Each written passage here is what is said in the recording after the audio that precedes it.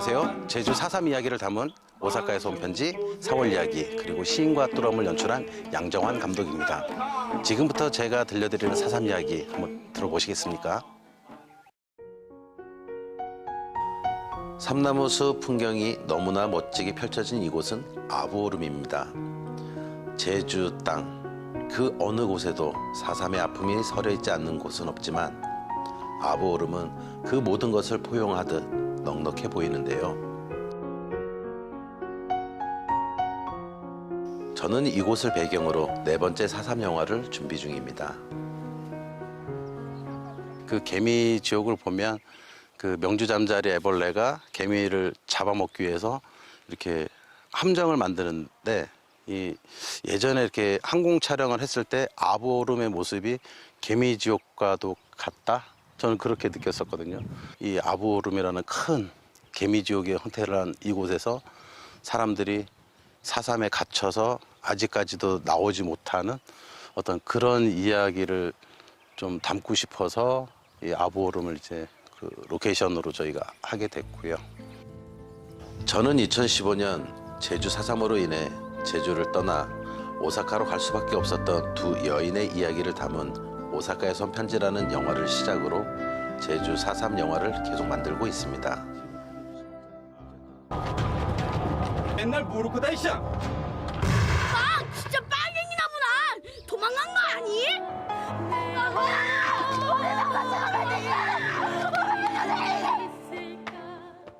오사카에서 온 편지는 왜라는 궁금증을 주는 다큐 드라마였다면 2018년에 제작한 4월 이야기는 왜 아직도 제주에서는 70년이 지난 이야기를 하고 있느냐에 대한 이야기를 풀어낸 영화입니다.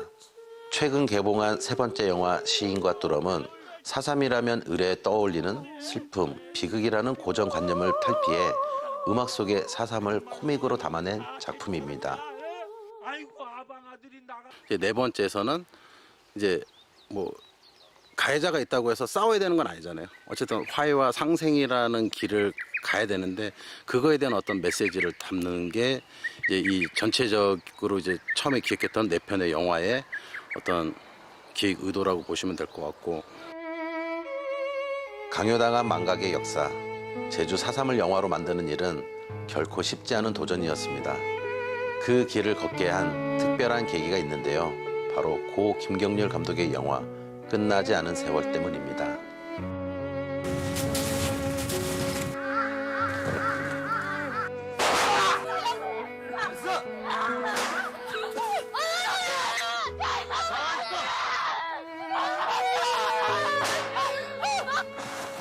저는 이 영화 작업을 통해 모르고 살았던 제주 4.3을 똑바로 마주하게 됐고 그 후 제주의 산과 들이 달리 보이기 시작했습니다. 그렇게 저는 아무도 말해주지 않았던 4.3의 역사를 공부하고 그 진실을 찾기 시작했습니다. 우연찮게 이제 일본에 촬영 갔다가 요양원을 갔는데 제주도에서 오신 분이 계시고 또 4.3 때 오신 이제 그 할머니 할아버지들을 뵙게 됐죠. 그러면서 뭔가 내가 좀 해야 되겠다라는 생각이 들었었어요. 그게 이제 또 과거의 어떤 김경률 감독과 작업했던 어떤 그런 당시의 어떤 이야기하고 맞물려서 상당히 좀 고민도 많이 하게 되고 또 그러면서 이제 준비를 많이 하게 됐죠. 오늘은 여수를 찾았습니다. 제주 4.3의 이야기는 여수에서도 들을 수 있는데요. 주철이 박사는 여수 항쟁을 연구하고 있는 역사학자입니다.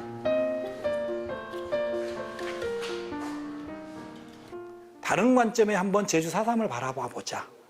그리고 이것을 제주 4.3만의 문제로 보지 말고 대만의 2.28이라든가 여순항쟁이라든가 또는 1946년 10월의 대구라든가 다양하게 해방정국에서 있었던 우리 국내의 여러 사건들 그리고 또 국제적으로 있었던 이런 사건들과는 어떻게 비교 검토가 가능하겠는가 이런 식의 접근을 하고 있다는 측면에서 매우 고무적이라고 보고 있습니다. 제가 영화 제작에서 가장 중요한 부분이라고 생각하는 것은 올바른 역사의 가치관을 갖는 것입니다. 그런 점에서 주철이 박사는 역사적 사료를 기반한 객관적인 강연으로 좋은 평을 받고 있습니다. 이현상은 여순항쟁이 발발하고 나서 3년 뒤 지리산에서 여순병단 3주년 기념 자담회를 해요. 그 자리에서 나와서 정확하게 이야기를 해요. 뭐라고? 제주 인민들의 숭고한 투쟁을 지키기 위해 일어난 봉기라고 정확히 표현해요. 제가 여기서 담아가고 싶은 메시지는 사실은 하나인데 뭐냐면 제주 4.3은 어쨌든 빨갱이라는 어떤 이데올로적인 부분으로 막 덧칠해져 있는데 그 당시에 유일하게 제주도 사람들이 빨갱이가 아니었다라고 증언해주는, 그것도 민간이 아니라 어떤 군인의 신분으로서, 그게 여순이라고 저는 바라보고 있거든요. 얼마 전에는 1948 뮤비 콘서트를 통해 관객들과 직접 만나서 영화에 관해 솔직한 이야기를 들어보는 뜻깊은 시간도 가졌습니다. 제가 영화 제작 외에도 이러한 행사를 기획하고 사상 관련 콘텐츠를 계속해서 만드는 특별한 이유가 있습니다. 제주 4.3의 이야기는 제주만의 이야기가 아니기 때문입니다. 이제 제주 4.3을 전국 세계적으로 알리기 위해서는 다양한 콘텐츠를 통해 좀 더 많은 사람들에게 다가가야 한다고 생각하는데요. 그래서 저는 채널 4.3이라는 인터넷 방송을 만들어 새로운 도전을 진행 중에 있습니다. 많은 사람들이 이 4.3에 대해서 정보를 공유를 해야 되는데 사실 인터넷 방송만큼 좋은 게 없다라고 생각을 해요. 그래서 저희가 이제 뭐 오사카에서 온 편지나 4월 이야기도 단순히 이제 한국어 버전으로만 나오는 게 아니라 뭐 영어, 일본어, 이제 외국어 버전의 것들을 다 업로드를 해서 한국뿐만 아니라 이제 전 세계 사람들하고 공유를 하려고 노력을 하고 있고, 말할 수 없었던 세월 속에서도 4.3의 진실을 알리기 위해 많은 사람들이 노력해 왔다는 것을 잘 알고 있습니다. 그 노력에 누가 되지 않게 저만의 특별한 영화로 제주의 4.3의 진실을 세상에 알리고 기록하고 싶습니다. 제가 4.3을 공부하다 보니 1947년 3월 1일 이전에도 이 한반도에는 수많은 이야기가, 상황, 정황들이 있었습니다. 그 정황들을 보고 자료를 찾아보다 보니 우연히 일어난 사건으로 치부되기에는 너무나 아쉬운 점이 많다는 것입니다.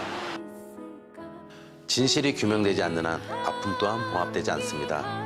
제 영화를 통해 많은 사람들이 제주 4.3의 진실을 알게 되고 희생된 사람들의 이야기에 귀 기울이기를 희망합니다.